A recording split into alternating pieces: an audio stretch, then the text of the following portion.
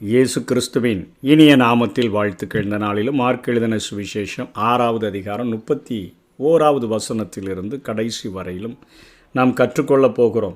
இங்கே வனாந்திரமான ஒரு இடத்துல இயேசு கிறிஸ்து இளைப்பாறும்படி தன்னுடைய சீஷர்களை அழைத்து கொண்டு செல்லுகிற போது வருகிறவர்கள் போகிறவர்கள் எல்லாம் அநேகராக இருந்தபடினால ஆண்டவருக்கு இளைப்பாறுகிறதற்கே இடமில்லாமல் நரிகளுக்கு குழிகளும் ஆகாயத்து பறவைகளுக்கு கூடுகளும் உண்டு, ஆனால் மனுஷகுமாரனுக்கோ தலை சாய்க்க இடமில்லை என்று சொல்லி பார்க்கிறோமே. அந்த அளவுக்கு ஆண்டவர் ஊழியம் செய்தபடினாலே இன்றைக்கு அநேகர் ஊழியம் செய்வதை விட ஓய்வெடுப்பதையே அதிகமாக விரும்புகிறார்கள். அதை அல்ல, ஊழியத்தை அதிகமாக நிறைவேற்றின இயேசு ஓய்வெடுக்கும்படியாக அவர் படவில் ஏறி வனாந்தரமான ஒரு இடத்திற்கு சீஷர்களை கூட்டிக் கொண்டு போனார்னு பார்க்குறோம்.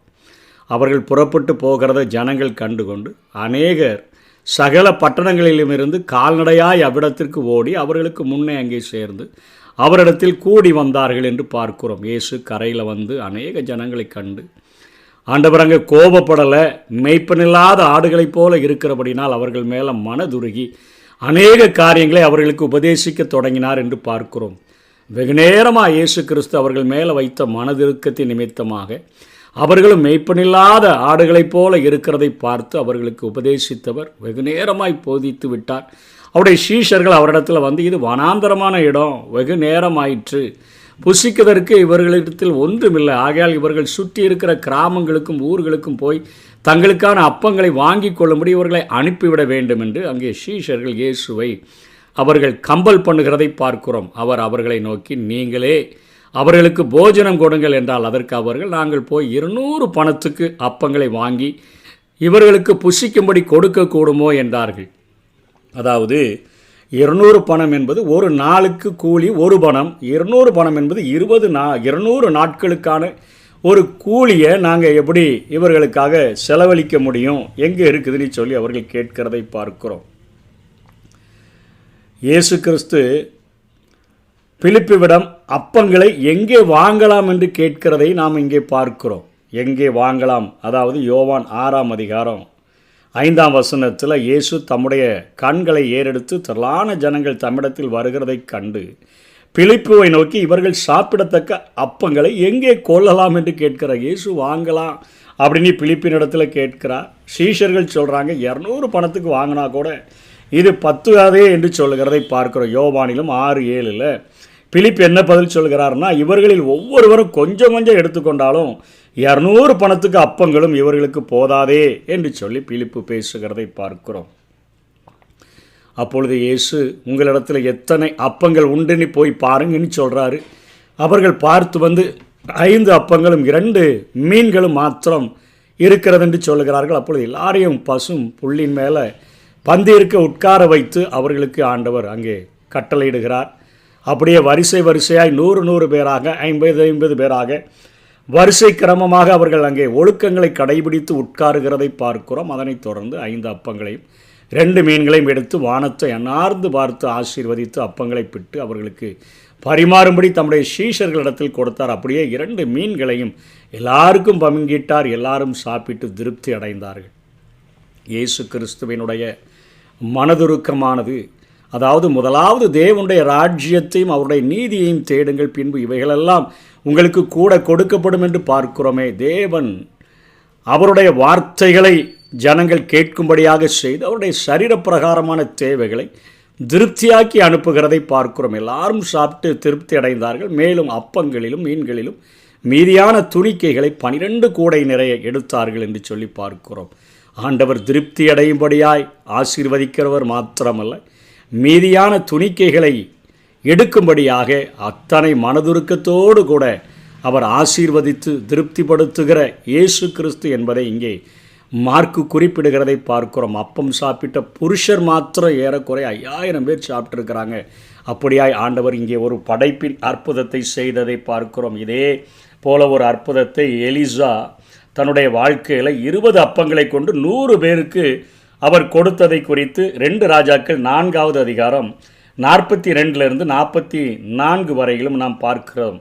ஆகவே இந்த அற்புதத்தை இயேசு கிறிஸ்து அவர்களுக்கு செய்து அவர்களுக்கு ஆசீர்வதித்து கொடுத்து அவர்களை திருப்தியாக்கி அனுப்பினதை குறித்து பார்க்கிறோம். அதனைத் தொடர்ந்து 47ஆம் வசனத்திலிருந்து 56வது வசனம் வரையிலும் பார்த்தோன்னு சொன்னால், அங்கே ஜனங்களை அனுப்பிவிட்ட பின்பு ஜெபம் பண்ணும்படி ஒரு மலையின் மேல் இயேசு ஏறிட்டார். சாயங்காலமான போது அவங்கள எல்லாரையும் அக்கறைக்கு பெத்சாயிதாவுக்கு எதிராக தமக்கு முன்னே போகும்படி அவர்களை துரிதப்படுத்தி அனுப்புனதுனால சாயங்கால நேரத்தில் படகு நடுக்கடலில் இருந்தது. அவரோ கரையில் தனிமையாக இருந்தார். அப்பொழுது காற்று அவர்களுக்கு எதிராக இருந்தபடினால் அவர்கள் தண்டு வலிக்கிறதில் வருத்தப்படுகிறதை அவர் கண்டு ராத்திரி 4ஆம் ஜாமத்தில் கடலிலுமே நடந்து அவர்களிடத்தில் வந்து அவர்களை கடந்து போகிறவர் போல காணப்பட்டார். அதாவது படகு இல்லாட்டாலும் பரவாயில்லை, அலைகளை பாதைகளாக மாற்றிக்கொண்டு அத்தனை அந்த படகை விட வேகமாக அவர் கடந்து போகிறது போல போகிறதை பார்க்கிறோம். அவர் கடலில் நடக்கிறதை சீஷர்கள் கண்டு ஆவேசம் என்று சத்தமிட்டு அலறுகிறதை பார்க்கிறோம்.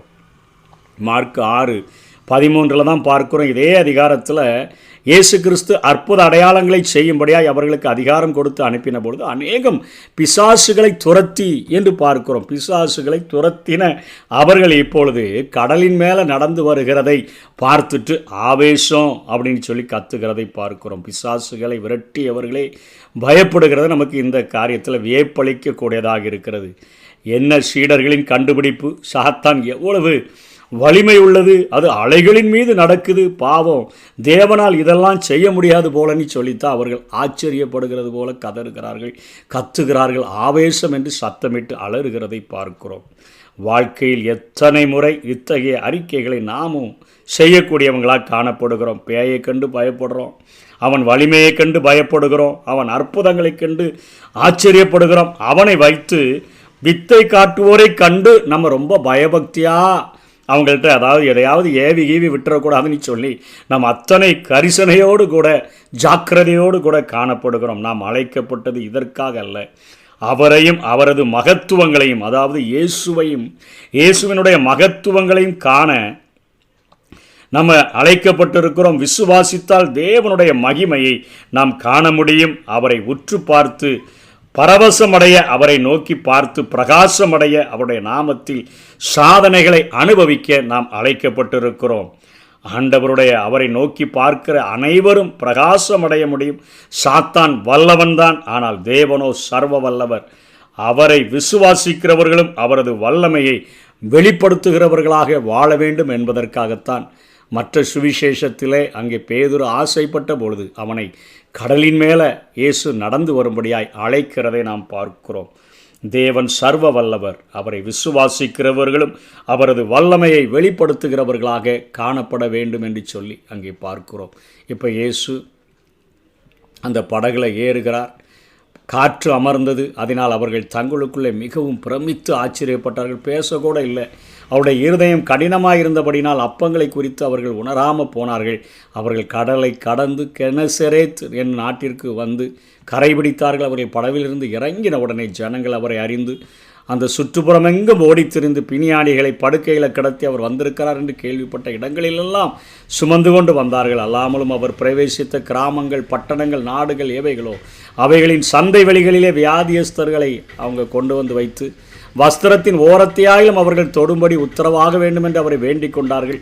அவரை தொட்ட யாவரும் சொஸ்தமானார்கள் என்று சொல்லி பார்க்கிறோம். அத்தனையாக இயேசு கிறிஸ்து தன்னுடைய ஊழியத்தில் அவ்வளவு அற்புதங்களை செய்ததை பார்க்கிறோம். இப்பொழுது இந்த பகுதியிலே ஆண்டவர் ஒரு மிகப்பெரிய படைப்பின் அற்புதத்தை செய்து தன்னுடைய மனதுருக்கத்தின் மூலமாய் ஜனங்களை அவர் திருப்திப்படுத்தினதை நாம் பார்த்தோம். அதனைத் தொடர்ந்து அவர்கள் பேய்கள் பிசாசுகளை விரட்டினாலும் கூட அவர்கள் அங்கே ஆவேசம் என்று கதறுகிற அந்த நேரத்தில் ஆண்டவர் அவர்களிடத்தில் வந்து, எப்பா சாத்தான் வல்லமை உடையவன் தான், ஆனால் நான் சர்வ வல்லவர் என்பதை காட்டும்படியாக பேசாமல் அமைதியாக ஏறி படகில் அமர்ந்த பொழுது எல்லா காரியங்களும் சரியானதை பார்க்கிறோம். நம்முடைய வாழ்க்கையிலும் அநேக கொந்தளிப்புகள், அநேக பிரச்சனைகள், போராட்டங்கள், ஐயோ சத்ரு அதை செஞ்சிட்டான் இதை செஞ்சிட்டான்னு சொல்லி நம்முடைய வாழ்க்கையில் சத்ருவை மிகப்பெரிய ஆளாக நம்ம காட்டுகிறதற்கு பிரயாசப்படுகிறோம். ஆனால் உலகத்தில் இருப்பவனிலும் உங்களில் இருப்பவர் பெரியவர் என்கிற ஒரு வசனத்தை பிடித்து கொண்டு இந்த உலகத்தில் வசனத்தை பிடித்து கொண்டு சுடர்களைப் போல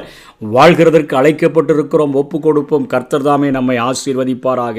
ஆமென். திருப்தியாக்கி நடத்திடுவா, தேவைகளை சந்திப்பா, மீதம் எடுக்க வைப்பா, பிறருக்கு கொடுக்க வைப்பா.